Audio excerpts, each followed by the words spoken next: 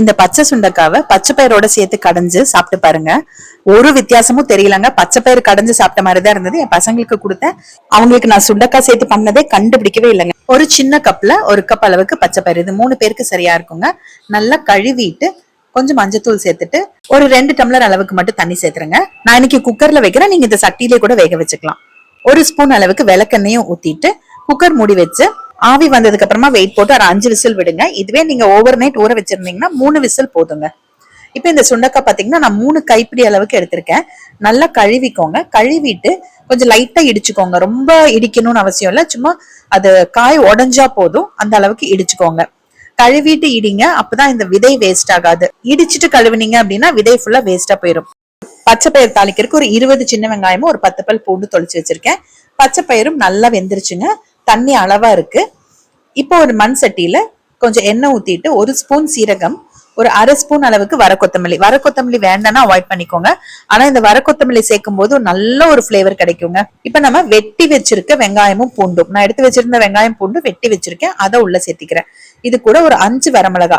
இந்த பச்சை பயிருக்கு எப்பவுமே காரம் கொஞ்சம் சுருக்குன்னு இருந்தா நல்லா இருக்கும். நீங்க இன்னொன்னு கூட சேர்த்துக்கலாங்க, நல்லா இருக்கும். வெங்காயம் லைட்டா வதங்கினதுக்கு அப்புறமா நம்ம இடிச்சு வச்சிருக்க சுண்டைக்காவை உள்ள சேர்த்துக்கலாம். சுண்டைக்காவும் வெங்காயத்தோட சேர்த்து நல்லா வதங்கணுங்க. ஏன்னா சுண்டைக்காய் வேகணும் பாருங்க, நம்ம வேக வைக்காம அப்படியேதான் உள்ள சேர்க்கிறோம் வதக்கறதுக்கு. இது ஒரு 5-6 நிமிஷம் நல்லா வதங்கினதுக்கு அப்புறமா நம்ம வெட்டி வச்சிருக்க தக்காளியை உள்ள சேர்த்துக்கலாம். நான் தக்காளி உங்களுக்கு காமிக்கல, சின்ன சின்ன தக்காளி 2 எடுத்திருந்தாங்க, பெருசா இருந்தா 1 போதும். நார்மல் பச்சை பயிர் கடையிற மாதிரியே தாங்க. கூட நம்ம இந்த சுண்டைக்காயும் சேர்த்திருக்கோம், அவ்வளவுதான் வெங்காயத்தோட. இப்ப இந்த தக்காளியும் நல்லா மேஷ் ஆகி வதங்கிருச்சு. இப்ப இது கூட நம்ம குக்கர்ல வேக வச்சு எடுத்து வச்சிருந்த பச்சை பயிரை முழுவதுமா உள்ள சேர்த்துக்கலாம்.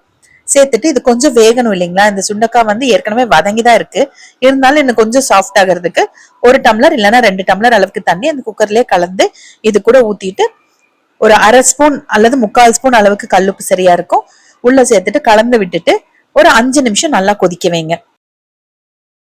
ஒரு 5 நிமிஷம் நல்லா கொதிச்சிருச்சு பாருங்க. நல்லா அப்படியே எல்லாம் சேர்ந்து கலந்து வந்திருக்கு. இப்ப இந்த ஸ்டேஜ்ல அடுப்பு ஆஃப் பண்ணிக்கோங்க.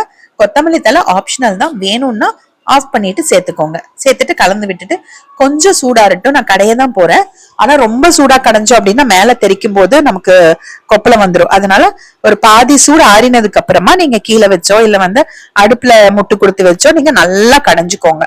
அவ்வளவுதான். இது சுடு சாதத்துல நெய் ஊத்தி பிசைஞ்சு சாப்பிடுறதுக்கு அமிர்தமா இருக்குங்க.